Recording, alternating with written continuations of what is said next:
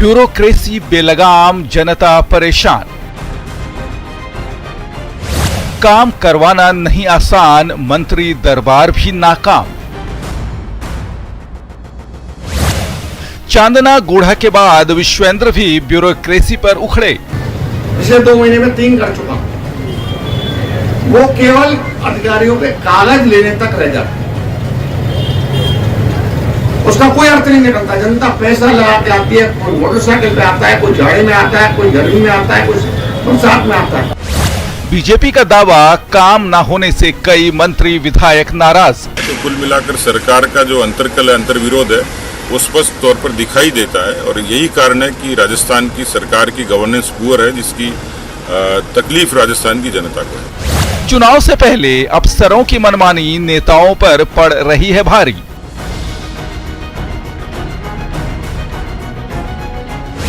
जनप्रतिनिधियों की राह में अफसरशाही का रोड़ा, कैसे पार होगा बेड़ा। अफसर सुनते नहीं, काम बनते नहीं।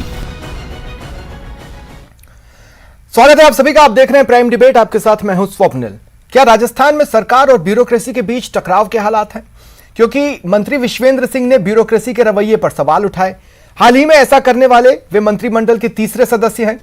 पिछले कुछ महीनों में करीब 1 दर्जन मंत्री विधायक ब्यूरोक्रेसी की कार्यशैली पर सार्वजनिक तौर पर सवाल उठा चुके हैं, अपनी नाराजगी जाहिर कर चुके हैं। आखिर क्या वजह है कि बार बार इस तरह के टकराव सामने आ रहे हैं? क्या अफसरशाही की वजह से जनता के काम नहीं हो पा रहे, या जनप्रतिनिधि अपने हिसाब से ब्यूरोक्रेसी को चलाना चाह रहे हैं? आज प्राइम डिबेट में इसी पर चर्चा करेंगे। प्राइम डिबेट के सवाल जान लीजिए। क्या सरकार में, जिसे कि लाल फीताशाही कहा जाता है, ब्यूरोक्रेसी हावी हो चुकी है? यह है सवाल नंबर 1। अब सवाल नंबर 2 सुनिए। सवाल नंबर 2, क्या मंत्रियों से ज्यादा अधिकारी अफसर पावरफुल हैं? और सवाल नंबर 3, ये जो टकराव की स्थिति बनी है, सरकार बनाम ब्यूरोक्रेसी, इस टकराव की वजह से काम नहीं हो रहे हैं? इन्हीं सवालों पर बातचीत करेंगे। मेरे साथ जो गेस्ट पैनल जुड़ रहा है, आइए आपको मिलवा देता हूं। आर तिवारी जी कांग्रेस नेता हैं, मनीष पारीक जी बीजेपी नेता हैं, मिथिलेश जैमिनी जी वरिष्ठ पत्रकार हैं और शिव कुमार अग्रवाल जी रिटायर्ड IAS हैं। शुरुआत में मिथिलेश जैमिनी जी आपसे एक्चुअली करना चाहता हूं। मिथिलेश जैमिनी जी कहते हैं ताली 2 हाथ से नहीं बजती। ये भी कहते हैं कि अगर टकराव की स्थिति है तो दोनों छोर पर कोई ना कोई होगा और उसमें किसी छोर की तो गलती होगी ही होगी। यहां पर क्या है? देखिए स्वप्निल जी, सबसे इंपॉर्टेंट चीज यह है कि ब्यूरोक्रेसी, जब लीडरशिप कमजोर होती है तो ब्यूरोक्रेसी हावी होती है। नेचुरल फॉर्मूला है। हमने वो दौर भी देखा है कि वसुंधरा राजे के जमाने में जब वीडियो कॉन्फ्रेंस होती थी तो कई कलेक्टर गस खा के पड़ जाते थे। तो जब तक जो लालू प्रसाद यादव का फैसला है कि ब्यूरोक्रेसी दंड से चलती है और बिना भय के कोई प्रीत नहीं करता, तुलसीदास जी कह के गए। और हनुमान बेनीवाल ने पहले कहा कि चीफ सेक्रेटरी और डीजीपी से ऊपर MLA का प्रोटोकॉल होता। तो MLA के तो छोड़िए, मंत्रियों की हालत खराब है। जब कुलदीप राका के लिए अशोक चांदना सीधे सीधे बोलते हैं कि इनसे ही करा लीजिए, उसके पहले गुडा साहब बोलते हैं, इसके पहले रमेश चंद्र मीणा और मुग्धा सिन्हा के बीच में नहीं बनती है, इससे पहले विश्वेंद्र सिंह जी जब पहली पारी में मंत्री थे तब श्रेया गुहा से नहीं बनती है। तो ये जो एक हालात है कि एक जो नया विधा पैदा हो गई है कि CMO प्रिंसिपल सेक्रेटरी और चीफ सेक्रेटरी से ऊपर हो गए। CMO में जो अफसर काम कर रहे हैं, चाहे वो RAS अधिकारी है, वो RAS अधिकारी कैबिनेट मिनिस्टर और मंत्रियों पर भारी है। तो हिचक कहां है? हालात ये कि क्या आपको ये लगता है कि कांग्रेस को ऐसा लगता है दंड मतलब ट्रांसफर, या फिर कांग्रेस को ये लगता है कि इससे लोग समझ लेंगे? देखिए, सबसे इंपॉर्टेंट चीज है कि आपको अफसरों को उनकी जो सीमा है वो बतानी पड़ेगी। और अफसर क्या, पढ़ाई लिखाई के बाद उनमें ईगो आ जाता है। वो सोचते हैं 10वीं पास एक MLA मुझे क्या करेगा। जबकि ईमानदारी से जनप्रतिनिधि जनता की नब्ज को इन पढ़े लिखे जो अरबी घोड़े हैं ब्यूरोक्रेट्स, उनसे ज्यादा समझता है। वो जनता की बात करता है। अगर ये ब्यूरोक्रेट्स नहीं हो तो ये MLAs नहीं हो और जनप्रतिनिधि नहीं हो तो ये ब्यूरोक्रेट्स कोई काम नहीं होने दे। वो कागजों में, फाइलों में उलझाते रहे। तो जब तक दोनों में समन्वय नहीं होगा तब तक ये होगा। आज सवाई माधोपुर का हालात देख लीजिए कि एक अफसर ने आदेश निकाल दिया कि राजस्थान में 2500 जो राजीव गांधी युवा कर्मी है वो 10 ट्विटर पर जो फॉल्स है अकाउंट बनाएंगे, फेसबुक पर 5 फॉल्स अकाउंट बनाएंगे और अशोक गहलोत और सिर्फ यही आदेश क्यों, इससे पहले भी कई आदेश निकाले गए अधिकारियों द्वारा जो सरकार की किरकिरी का कारण बने, चाहे त्योहार के वक्त बिजली कटौती के क्षेत्र बताना या बिजली कटौती कहां नहीं करना है का क्षेत्र बताना, ये सभी इसी तरह के ऑर्डर्स में आता है। आर तिवारी जी, मैं आपके पास आ रहा हूं, ये बात ये तो नहीं है कि अभी 3-4 महीने 5 महीने से मंत्री शिकायत कर रहे हो। जब आपकी पार्टी में बगावत का दौर चला था, उससे पहले भी पर्यटन मंत्री विश्वेंद्र सिंह पर्यटन भवन जाना इसी वजह से छोड़ चुके थे। उसी वक्त पर अगर आपको याद हो, प्रताप सिंह खाचरियावास ने मोर्चा खोला था अपने विभाग के अफसरों के खिलाफ, रमेश मीना ने विभाग के सचिव के खिलाफ शिकायत की थी। तो ब्यूरोक्रेसी तो शुरुआत से आप पर हावी दिख रही है, ये आपके मंत्रियों पर हावी दिख रही है। स्वप्निल, अभी आपने मिथिलेश जी से उनकी बात सुनी, उनका एक शब्द है, ये लाल फीताशाही लोकतंत्र में हर राज्य में केंद्र सरकार में होती है। इनकी नियुक्तियां उम्र के हिसाब से होती है, 60 साल तक रहेंगे या उम्र में बढ़ जाएंगे तो 62 साल तक रहेंगे। ये जो ईगो कि हम 60 और 62 साल तक नौकरी करेंगे, अगर हमको पनिशमेंट भी मिलेगा तो हमारा ट्रांसफर कर देंगे, इससे ज्यादा क्या करेंगे, और इससे भी ज्यादा वर्ष होगा तो हमको सस्पेंड कर देंगे और तनख्वाह हमको लेनी पड़ेगी, हमारे घर का कामकाज करते रहेंगे। जब तक कानून में केंद्र सरकार इस बात का संशोधन नहीं करेगी कि जवाबदेही सरकार नहीं आर तिवारी जी, लाल फीताशाही क्या आप जब प्रदेश में इस बार आए तभी ये शब्द आया? इसके पहले से है? तो जब आपकी यूपीए थी या सिर्फ आपकी सरकार थी तब आपने कौन सा संशोधन किया था?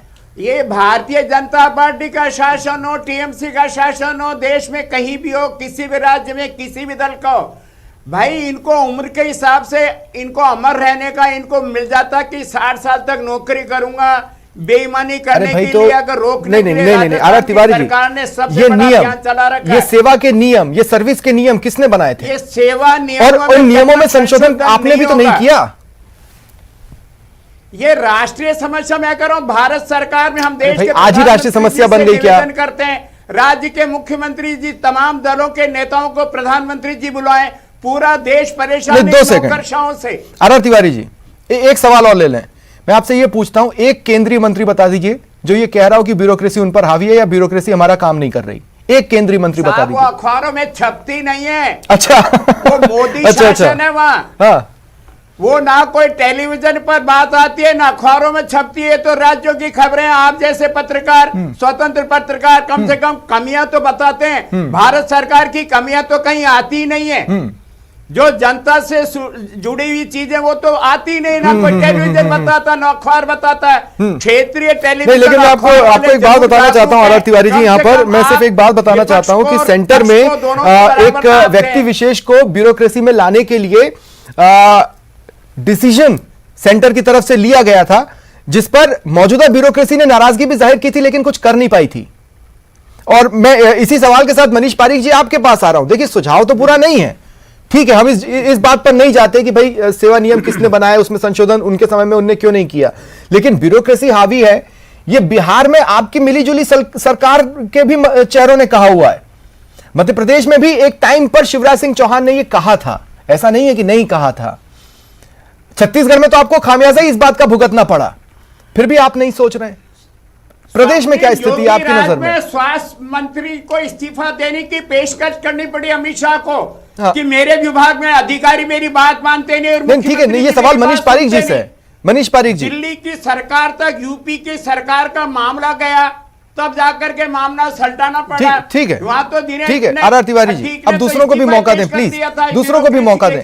मनीष पारीक जी, मैं यही सब बात है स्वप्निल, थैंक यू कहूँगा मैं तिवारी जी को। इन्होंने कहा कि केंद्र सरकार की कोई बात आती नहीं है अखबार में, और मैं मिथिलेश जी को भी धन्यवाद देना चाहता हूँ। बड़ी तफसील से उन्होंने बातें बयान कर दी है। बड़ी बात यह है स्वप्निल, जब शासन में चारित्रिक दृढ़ता ना हो तो यही होगा। उनको लगता है मुख्यमंत्री जी कुर्सी बचाने में लगे हैं, हर विधायक को असीमित पावर दे दिए कि वो उन पर कुछ भी काम करेंगे तो ब्यूरोक्रेसी बागी होगी। उसको लगता है दो बातों से बागी होते हैं, एक इनजस्टिस होगा, अन्याय होगा कि मुझे कोई अच्छे काम का पुरस्कार नहीं मिलेगा, एक बात मोटिवेशन, और दूसरी बात है अगर मैं कुछ गड़बड़ कबाड़ा भी कर दूंगा तो मुझे कोई दंड नहीं मिलेगा। ये होती है। पर विधायकों को पावर मिला तो आपके विधायकों को भी तो मिला। दोनों के कारण, जी मैंने आपको निवेदन किया, दोनों के कारण बेलगाम होते हैं लोग, कंट्रोल नहीं होता। दूसरी बात, मॉनिटरिंग का अभाव। मैं आपको निवेदन करूं, इन्होंने कहा माननीय वसुंधरा जी की सरकार थी उस समय समीक्षा बैठक होती थी 2-3 महीने में, कलेक्टर और एसपीओ की समीक्षा बैठक होती थी। अभी वो मॉनिटरिंग होती ही नहीं है, समीक्षा बैठक बंद हो गई है। और दूसरी बात, इनको राजनीति में वादे कर दिए बहुत सारे, पूरे नहीं कर पा रहे, जनता में आक्रोश है, उसको देखकर उनको लगता है कि जनता कंट्रोल नहीं आ रही है, नहीं, लगाम खत्म हो जाता है। अगर ब्यूरोक्रेसी का डिलीवरी रेट इतना गिरा हुआ होता है और इतना बुरा होता, मनीष पारीक जी, तो आप मुझे ये बताइए, सेंटर के ही विभाग सर्वे करके राजस्थान के कुछ विभागों को नंबर 1 या नंबर 2 पे कैसे रख देते हैं? मैं निवेदन कर रहा हूं जो उपस्थित आंकड़े हैं, मैं ये नहीं कह रहा ब्यूरोक्रेसी की बेलगामी के कारण बता रहा हूं, मैं ये नहीं कह रहा हूं वो बहुत खराब है। आप निवेदन सुनिए। मैं ये कहना चाहता हूं कि जब उनको लगता है कि ये जो नेतृत्व करने वाला व्यक्ति है इसमें खुद में ही चारित्रिक दृढ़ता नहीं है, ये खुद ही बेईमानी के आरोपों से घिरा है, तो वो निश्चित तौर पर उसकी अवज्ञा करेगा। एक दूसरी बात, इनजस्टिस होगा, उसको लगेगा मेरे पुरस्कार मिलना नहीं, मेरी पीठ कोई थपथपाएगा नहीं, तो वो लेथार्जिक हो जाएगा, निकम्मा होगा, उसको लगेगा कोई फायदा ही नहीं काम करने का। तीसरी बात, काम के बोझ का मारा हुआ व्यक्ति जिसको रोज काम बताया जाता है लेकिन जस्टिफाइड कुछ है ही नहीं, तो उसको लगेगा रोज ही कहते हैं ये तो अवज्ञा आएगी। मैं आपको बिल्कुल वैज्ञानिक कारण बता रहा हूं जिसके कारण किसी आदमी की कार्य पद्धति पर फर्क पड़ता है। ठीक है जी। मैं अब आपके पास आ रहा हूं शिव कुमार अग्रवाल जी। शिव कुमार जी, क्या प्रदेश में ब्यूरोक्रेसी निडर है या बेलगाम है? दोनों शब्दों में अंतर भी मैं बता सकता हूं। जी देखिए सर, ऐसा है कि ब्यूरोक्रेसी तो लगभग सब जगह और सारे देश में एक जैसी ही है। हम ये नहीं कह सकता कि राजस्थान की ब्यूरोक्रेसी कोई खराब है या बाकी ब्यूरोक्रेसी कोई अच्छी है। सवाल ये है कि ब्यूरोक्रेसी और अधिकारियों में और जनप्रतिनिधियों में एक समन्वय होना चाहिए। शुरू से नहीं है। समन्वय का मतलब ये है कि लोग जो काम के लिए जाते हैं अधिकारी के पास, अधिकारी या तो उनके काम करे या नहीं करे। अगर वो उनका काम नहीं होगा तो वो बिल्कुल 100% जनप्रतिनिधिगण से मिलेंगे, क्योंकि जनप्रतिनिधि उनकी बात को आराम से सुनते हैं। सवाल ये है कि वो काम गलत है या सही है। जनप्रतिनिधि जो है उनका दायित्व है कि वो अधिकारी से बात करें, उनको समझाएं कि भाई क्यों नहीं इनका काम हो रहा। अगर वो सही काम है होना चाहिए, नहीं गलत है तो जनप्रतिनिधियों को समझना चाहिए कि ये काम गलत है। नहीं, थोड़ा सा एक्सप्लेन कीजिए शिव कुमार जी। अगर अधिकारी सत्ता पक्ष को ये कह रहे हैं कि ये काम गलत है, तो भी क्या उनसे वो गलत काम करवाया जाता है? मतलब मैं कह रहा हूँ जनप्रतिनिधिगण को समझना चाहिए कि अगर वो काम गलत है तो वो नहीं होगा, और सही काम अगर है तो अधिकारियों को करना चाहिए। नहीं, लेकिन सर अगर ब्यूरोक्रेसी में मौजूद एक चेहरे को, जो कि मुख्य सचिव हैं उषा शर्मा, उन्हें एक परिपत्र निकालना पड़ा जिसमें उन्होंने लिखा कि अफसरों को जनप्रतिनिधियों का सम्मान करना चाहिए, तो अपमान की भावना या तो घमंड में आती है, ऐसे तो आती नहीं। सर मेरा निवेदन ये है, समन्वय की बात है, जनप्रतिनिधिगण को भी समझना पड़ेगा कि अगर गलत काम है तो वो उसको माने कि ये काम गलत है, ये नहीं होगा, और अधिकारी को भी ये मानना पड़ेगा कि अगर पब्लिक का सही काम तो नहीं करते हैं तो ये गलत है, करना पड़ेगा। और समन्वय दोनों के बीच में ही होना चाहिए। हम जब सर्विस में थे ऐसा बहुत ज्यादा समन्वय था।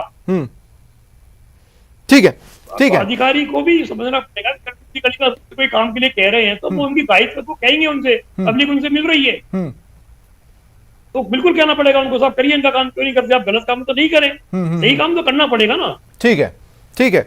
मिथिलेश जैमिनी जी, मिथिलेश जैमिनी जी, मेरा सवाल आपसे यह है कि हमने जब देखा 2013 में गहलोत सरकार गई तो बहुत से लोगों को बड़ा आश्चर्य हुआ था कि इतनी लोक लुभावनी घोषणाएं और योजनाओं के रहते हुए भी गहलोत सरकार चली कैसे गई। अब हम देख रहे हैं इस बार जो स्थिति है वो कुछ कुछ पंजाब के परिदृश्य जैसी है, जहां से कांग्रेस को लोगों ने टाटा बाय बाय किया। वहां पर भी यही इशू बना था इलेक्शन से पहले। देखिए स्वप्निल जी, हालात लगभग एक जैसे ही हैं, इसमें कोई शक शुबा नहीं, सबको पता है। इसमें इंपॉर्टेंट चीज ये है कि अभी जो आप कह रहे थे रिटायर्ड आईएएस साहब कि दोनों में समन्वय होना चाहिए। एकल पट्टे वाले मामले में फैसले का 164 वाला पॉइंट पढ़ लीजिए, उसमें साफ जाहिर हो रहा है कि हमारे जो अरबी घोड़े हैं ये ब्यूरोक्रेट्स कितने ईमानदार हैं। उसमें जज की टिप्पणी पढ़ लीजिए, फिर आप जनप्रतिनिधियों पर आरोप लगाइए। जब जनप्रतिनिधि और ब्यूरोक्रेट्स मिल जाते हैं तो करप्शन बढ़ जाता है। लेकिन हालात यह है कि जो अभी मोदी जी ने एक प्रयोग किया है कि जो 19 आईएएस बनाए हैं, जॉइंट सेक्रेटरी का जिनको दर्जा दिया है, जो आईआईटी और आईआईएम से पास आउट है, जब तक इनका मिथ्या भ्रम नहीं तोड़ा जाएगा।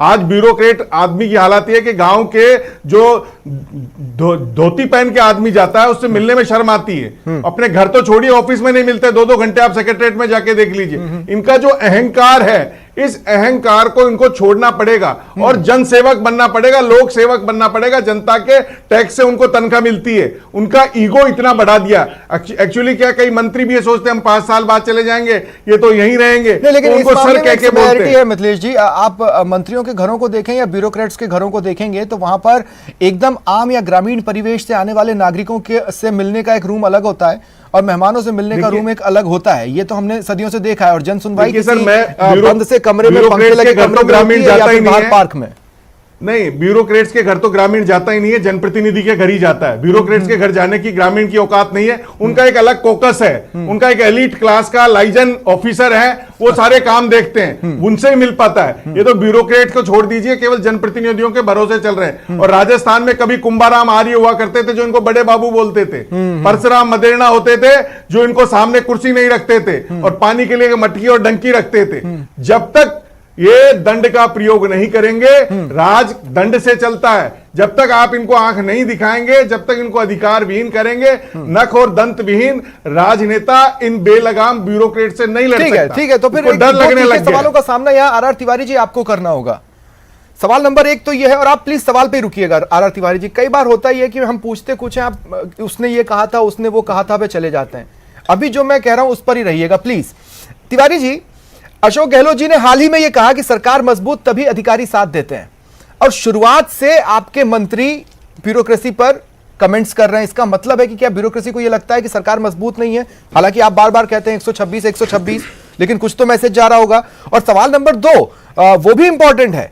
सीएम गहलोत ने यह कहा कि मुझे निकम्मे और करप्ट अफसर को हटाने में 1 मिनट लगेगा, और वो 1 मिनट अब तक नहीं खोज पाए। वो सिर्फ ट्रांसफर ही कर रहे हैं। वो 1 मिनट जिस पर वो कार्रवाई करते वो अब तक नहीं निकाल पाए अपने स्केड्यूल में से। मैं पहले नंबर 2 का जवाब दे दो स्वप्निल आपको। जननायक अशोक गहलोत का एक वाक्य हमेशा याद रखना चाहिए, चाहे वो राजनीति में पार्टी का साथी हो और चाहे ब्यूरोक्रेट में वो बाबू से लेकर के आईएएस अफसर हो। बोलिए। उनका एक लाइन है कि जो गलती करेगा उसको सजा मिलेगी। सजा का मतलब यह है कि यूपी की जैसे हम ठोक दो राज या बुलडोजर राज चलाना चाहते हैं, लोकतंत्र का शासन है। समय पर हमने उन लोगों को भी आईना दिखाया, सजा दी है। क्या मैं सजा फिर दी? कह रहा हूं कि लोकतंत्र में ज्यादा सस्पेंशन हो सकता है, टर्मिनेट तो कर नहीं सकते, वो कोर्ट में चल जाता है। कितने और समय पर अगर समय ऐसा ही आया, मैं कह रहा हूं राजस्थान की एसीबी ने जिनको पकड़ा, एसीबी ने जिनको पकड़ा, उनके अभियोजन की स्वीकृति कितने की देती? अभियान चला रखा है, एसीबी ने जिनको पकड़ा, हम अभियोजन की स्वीकृति कितनी ये दी? राजस्थान सरकार के मंत्रियों की पकड़ से ही है।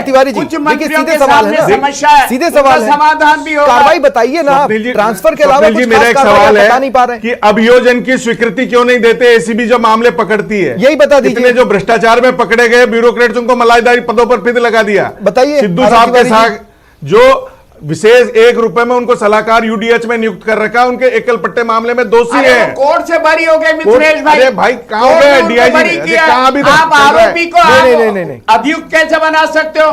कोर्ट ने जब शांति धारीवाल जी को और संधू साहब को बरी कर दिया तो उनका अजी अभी तो चल रहा मामला, तो मामला चल रहा है ना, जानते हैं। लेकिन सिद्धू साहब मामला अभी भी चल रहा है ना, तो आप भी जानते हैं। अविस्मरणीय काम है। नहीं, लेकिन फिर देखिए फिर सिंपल सी बात है, अगर ब्यूरोक्रेसी आपका साथ नहीं दे रही, आपके मंत्रियों को लग रहा है कि ब्यूरोक्रेसी आपकी बात नहीं सुन रही, तो उन्हीं जननायक सीएम गहलोत साहब का ये वाक्य है, सरकार मजबूत होगी तभी अफसर साथ देते हैं।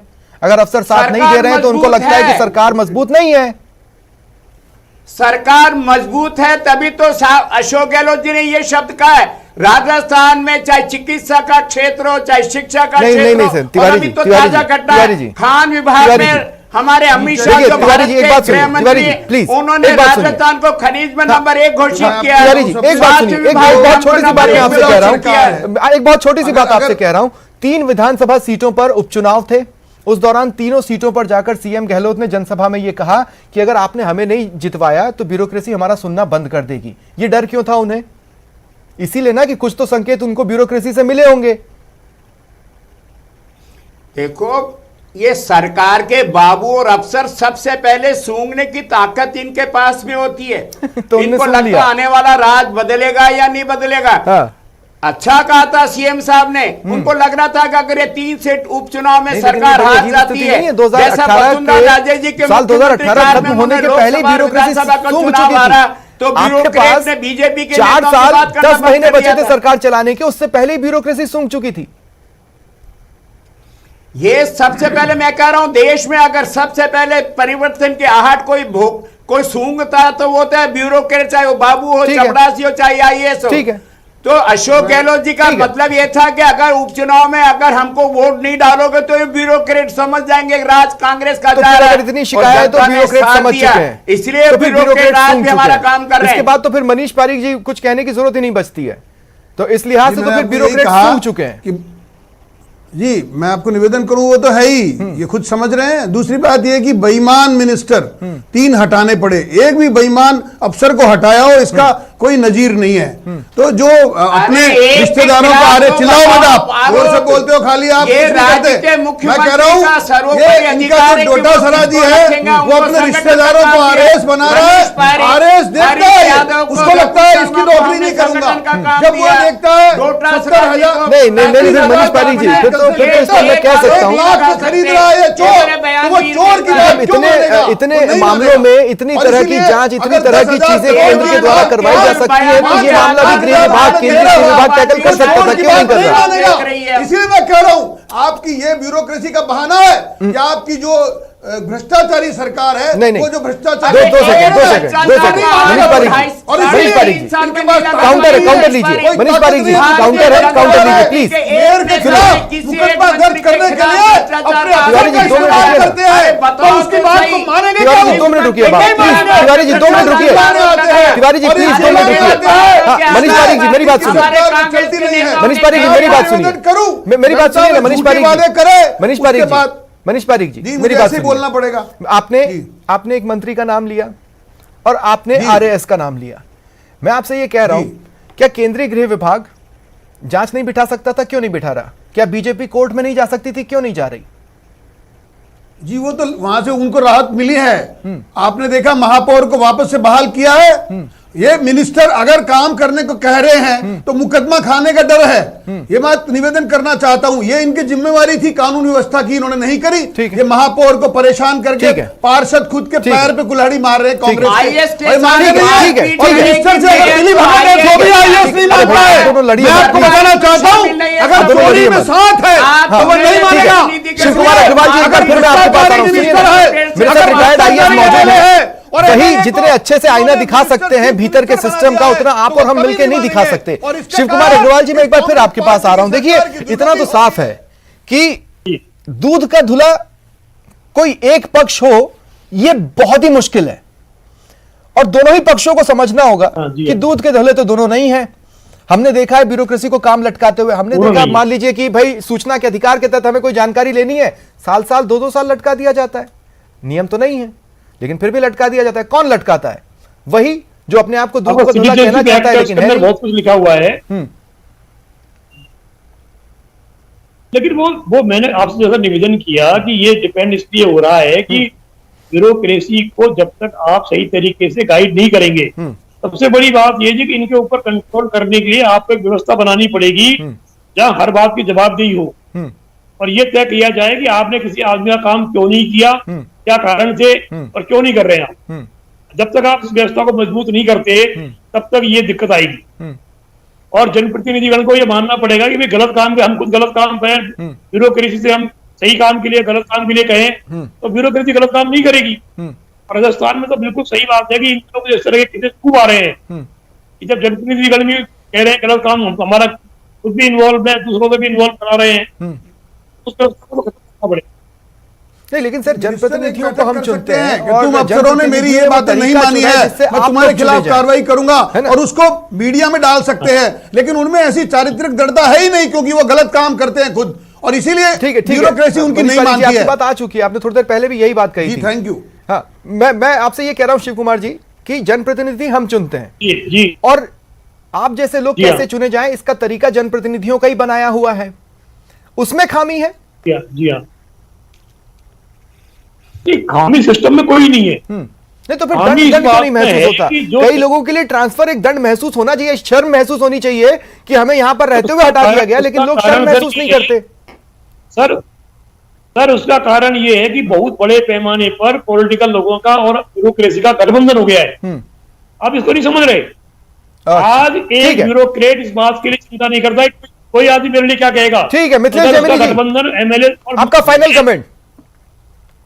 सर मेरा फाइनल कमेंट यही है कि अब ब्यूरोक्रेट्स की जो सिस्टम्स है उनको सुधारना पड़ेगा। ठीक है। जो इनके ऊपर एक स्पेशल सेक्रेटरी बनाना पड़ेगा, जो एग्रीकल्चर में स्पेशलिस्ट है उसको एग्रीकल्चर में लगाइए, जो मेडिकल में स्पेशलिस्ट है उसे मेडिकल लगाइए। अमेरिकन सिस्टम अडॉप्ट करना पड़ेगा, क्योंकि ये वाकई बेलगाम हो गए हैं और इनकी जो कई ब्यूरोक्रेट्स की संपत्तियां हैं वो आप जांच करा सकते हैं। बहुत मामला बहुत भारी भारी है। और ये जो सीएमओ में एक अफसर को बुना दिया जाता है, वसुंधरा जी के काल में तन्मय कुमार, अब कुलदीप राका, ये सबको चुभता है। ऐसे ही कोई आरएएस अफसर, ऐसे ही कोई आरपीएस जेडीएम बैठा दिया जाता है। तो ये जो मंत्री अपने आप को, मैंने यह हालात देखे कि मंत्री एक आरएएस के सामने गिड़गिड़ाते हैं, वो कहते हैं साहब हमारी भी सुन लो।